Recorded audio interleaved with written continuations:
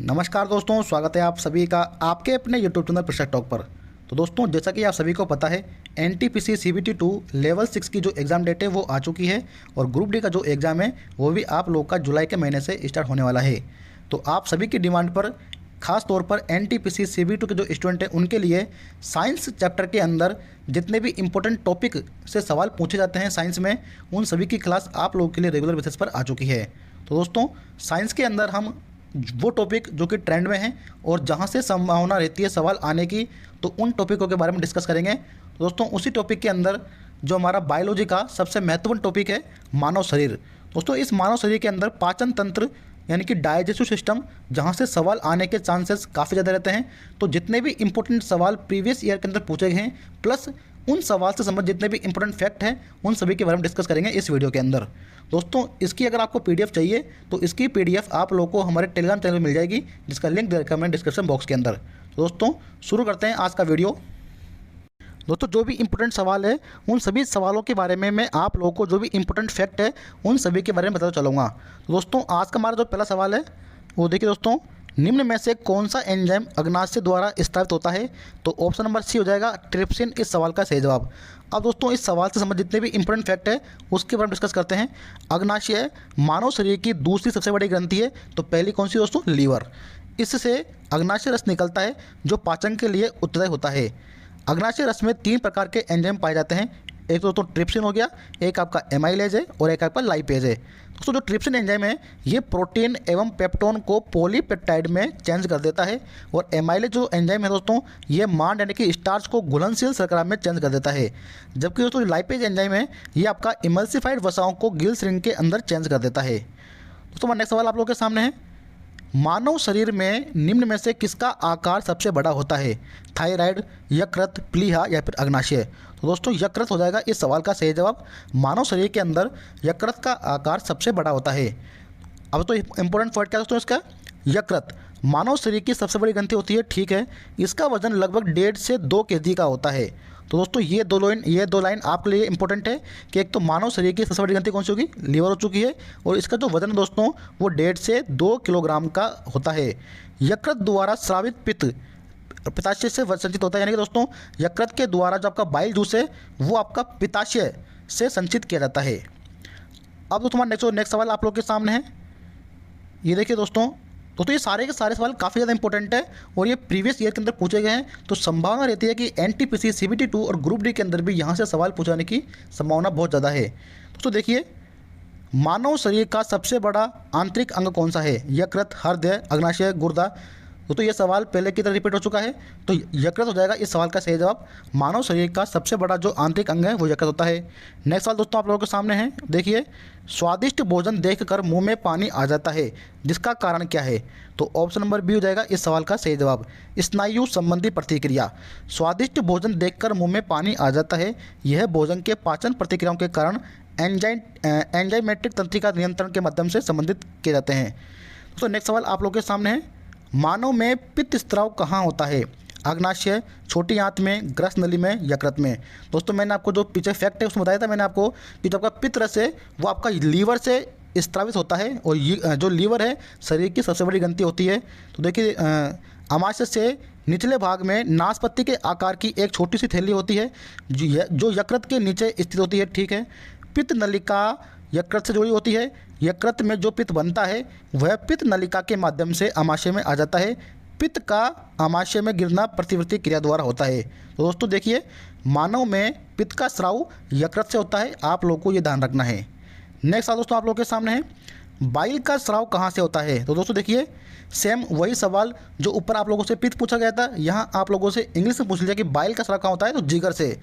Liver को दोस्तों जिगर ही बोलते हैं और लीवर को जिगर ही बोलते हैं, जिगर को लीवर भी कहा जाता है। बाइल का स्राव लीवर से होता है जिसको हम जिगर भी कहते हैं। बाइल भोजन के साथ आए हुए हानिकारक जीवाणुओं को नष्ट करता है। ध्यान रखना दोस्तों, इंपॉर्टेंट पॉइंट है कि बाइल क्या करता है कि भोजन के साथ जितने भी हमारे हानिकारक जीवाणु आते हैं उनको नष्ट करने का काम करता है। पित्त में उपस्थित कार्बनिक लवण आमाशय से आए हुए भोजन को क्षारीय कर देते हैं जिससे कि अग्नाशय रस क्रिया कर सके। नेक्स्ट दोस्तों आप लोग के सामने है, आप देखिए, निम्न जानवरों में से किसकी अपेक्षाकृत अधिक लंबी होती है आंत? लोमड़ी, बाघ, कुत्ता, खरगोश। यानी कि दोस्तों किस जानवर की जो आंतें हैं सबसे लंबी होती है? लोमड़ी की, बाघ की, कुत्ते की, खरगोश की।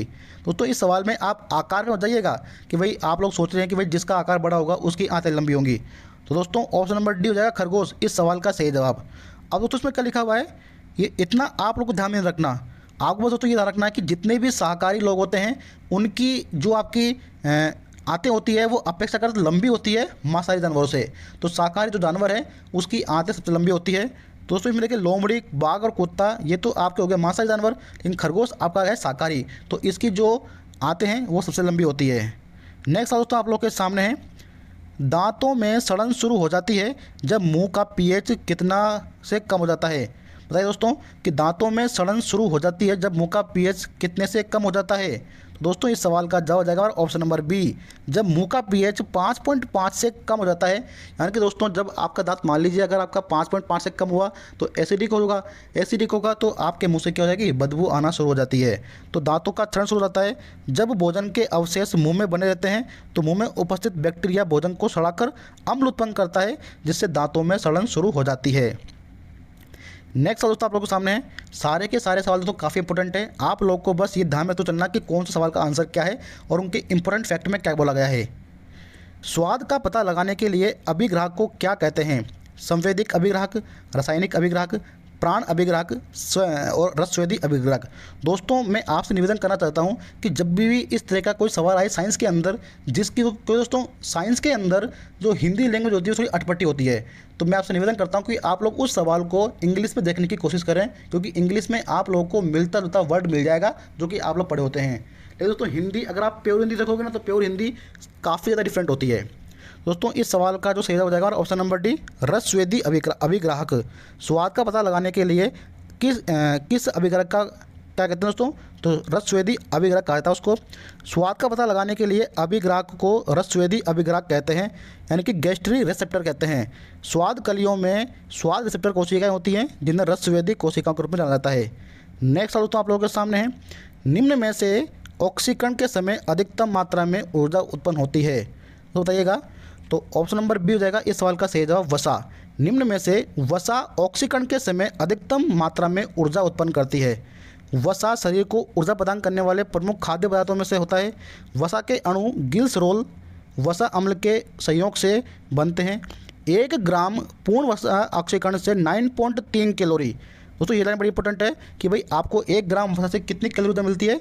तो 9.3 कैलोरी ऊर्जा मिलती है 1 ग्राम वसा से। इंपॉर्टेंट फैक्टर तो ध्यान रखना। नेक्स्ट सवाल आप लोग के सामने दोस्तों, कार्बोहाइड्रेट, प्रोटीन और वसा का पूर्ण पाचन कहाँ होता है? ग्रास नली में, पेट में, छोटी आंत में और बड़ी आंत में। तो दोस्तों ऑप्शन नंबर सी हो जाएगा इस सवाल का सही जवाब, छोटी आंत। कार्बोहाइड्रेट, प्रोटीन और वसा का पूर्णतः पाचन कहाँ होता है? छोटी आंत के अंदर। छोटी आंत यानी कि स्मॉल इंटेस्टाइन की दीवारों पर पाचन ग्रंथियाँ होती है जिनसे आंतरिक रस निकलता है। इस आंतरिक रस में कुछ पाचक एंजाइम होते हैं जो निम्न हैं: enterokinase, erepsin, maltose, sucrose, lactose, lipase. इन एंजाइमों की सहायता से छोटी आंतों पर कार्बोहाइड्रेट, प्रोटीन, वसा एवं भोजन के सभी पोषक पदार्थों का पूर्ण पाचन होता है। छोटी आंत की दीवारों पर अनेक विलाई पाई जाती है जिनके द्वारा पचे हुए भोजन का अवशोषण होता है। तो दोस्तों आपको ध्यान का रखना है कि सबसे ज़्यादा जो प्रोटीन मतलब सबसे ज़्यादा जो पाचन होता है वो छोटी आंत के अंदर होता है। ठीक है। नेक्स्ट सवाल आप लोग के सामने है, एक जानवर द्वारा निस्सारित किया गया फेरोमोन।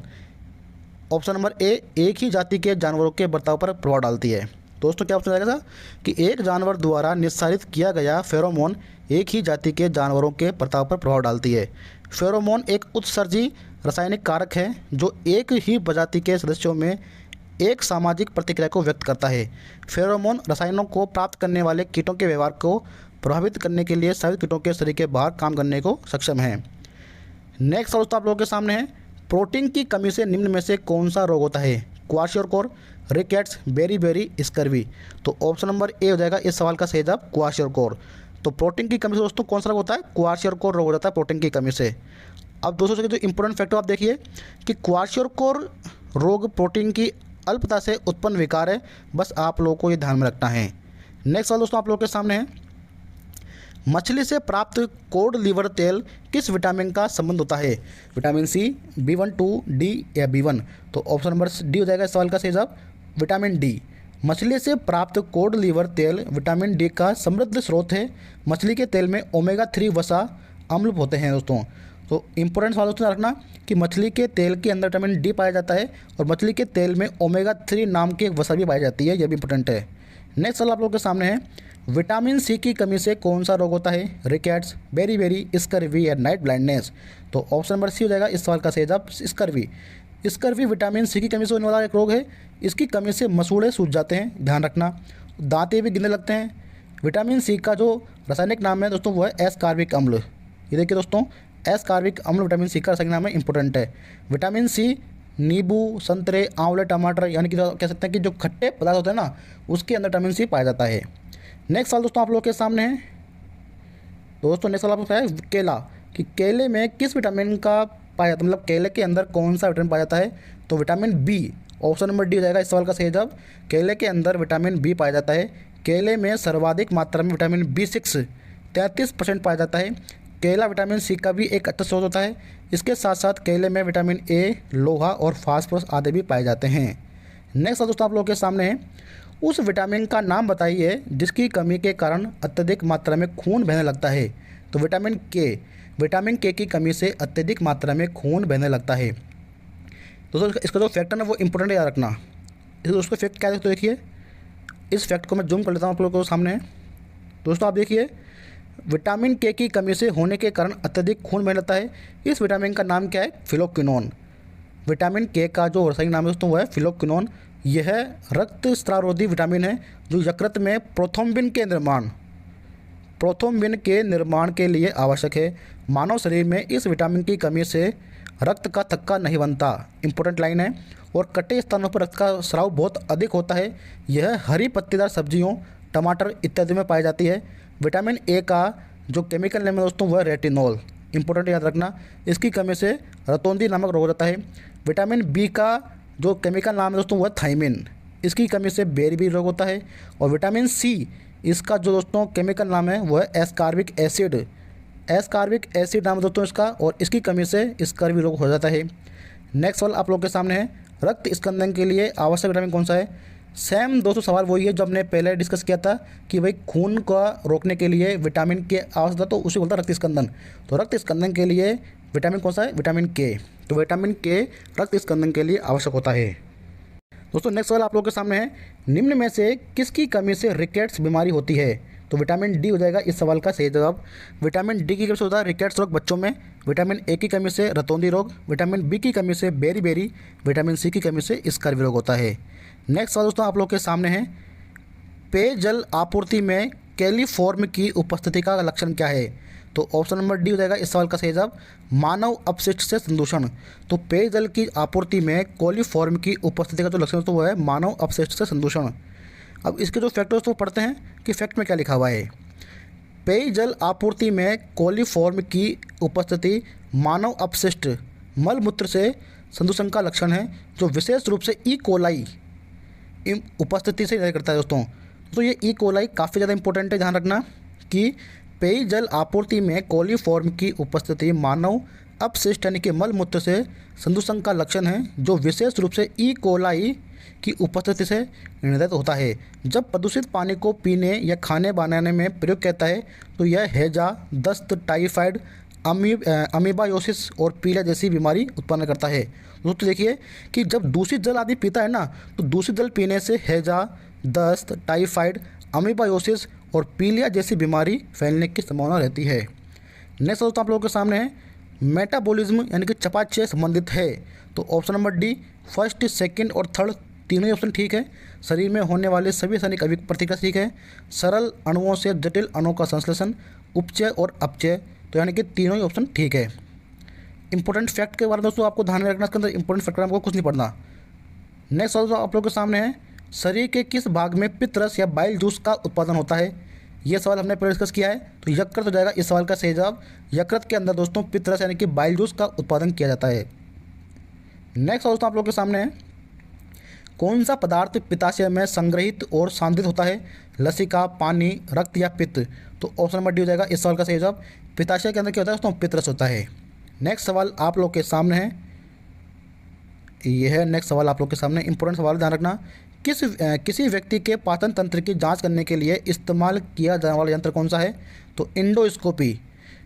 हमारे शरीर के अंदर जितने भी अंग हैं उनकी जांच करने के लिए इंडोस्कोपी का इस्तेमाल किया जाता है। तो इंडोस्कोपी उपकरण का उपयोग शरीर के आंतरिक अंगों की जांच के लिए किया जाता है। तो ये सवाल काफ़ी ज़्यादा इंपॉर्टेंट है। इंडोस्कोपी का आपको ध्यान रखना है कि इंडोस्कोपी का जो इस्तेमाल है वो शरीर के जो आंतरिक अंग हैं उनकी जाँच करने में किया जाता है। ओसिलोस्कोप, ये भी नाम इंपॉर्टेंट है। तो ओसिलोस्कोप एक इलेक्ट्रॉनिक उपकरण है जो किसी विभवांतर को समय के सापेक्ष या किसी विभवांतर के सापेक्ष एक ग्राफ के रूप में प्रदर्शित करता है। माइक्रोस्कोप का प्रयोग आँख से न दिखने वाली योग्य सूक्ष्म वस्तुओं को देखने के लिए किया जाता है तथा रेडियोग्राफ का उपयोग चिकित्सा विभाग में एक्सरे के रूप में की जाती है, अर्थात यह शरीर के आंतरिक ढांचे को समझने में सहायता करता है। दोस्तों नेक्स्ट सवाल आप लोग सामने है, निम्नलिखित में से कौन पाचन तंत्र का हिस्सा नहीं है? यकृत, हृदय, आमाशय, मुंह? तो ऑप्शन नंबर बी हो जाएगा इसका सब हृदय। पाचन तंत्र के अंदर हृदय शामिल नहीं होता, यानी कि दोस्तों भोजन को पचाने में हृदय का कोई रोल नहीं होता है। नेक्स्ट सवाल आप लोग के सामने दोस्तों, निम्नलिखित में से किसमें होमोडेंट दांत पाए जाते हैं? मछली, मानव, तेंदुआ या घोड़ा? तो एनटीपीसी स्टेज फर्स्ट में यह आया हुआ सवाल है 2016 के अंदर। तो ऑप्शन नंबर ए हो जाएगा इस सवाल का सही जवाब मछली। स्तनधारियों में दांत थिकोडंट प्रकार के होते हैं, हेड्रोडोंट और ज़्यादातर डाईफ्यूरोडंट होते हैं, जबकि मछलियों में दोस्तों एक्रोडोट तथा होमोडोंट प्रकार के दांत पाए जाते हैं। तो ध्यान रखना कि मनुष्य के अंदर यानी कि जो स्तनधारी है ना, तो स्तनधारियों में आपके जो दांत होते हैं वो थिकोडंट प्रकार होते हैं, हेट्रोडोंट प्रकार के होते हैं और ज़्यादातर डाईफ्यूरोडंट होते हैं, जबकि मछलियों में आपके जो दांत होते हैं वो एक्रोडोट और होमोडोंट प्रकार के होते हैं।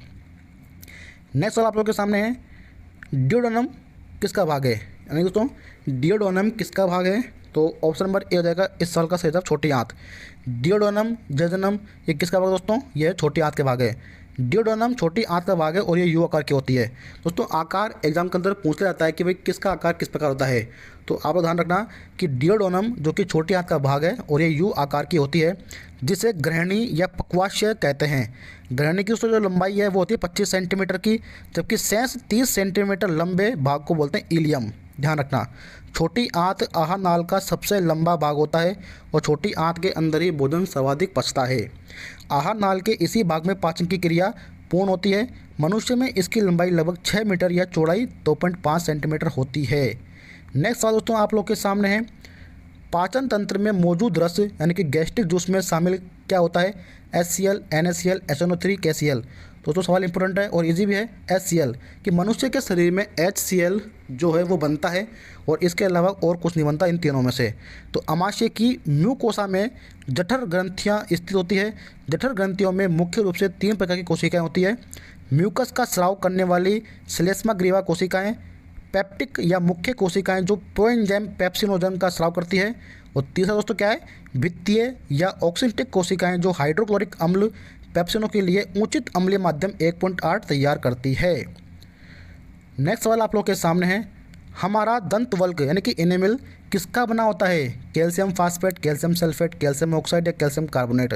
तो कैल्शियम फास्फेट हो जाएगा ए ऑप्शन इस सवाल का सही जवाब। हमारे दांत का सबसे कठोर जो हिस्सा होता है दोस्तों वो होता है आपका एनेमल।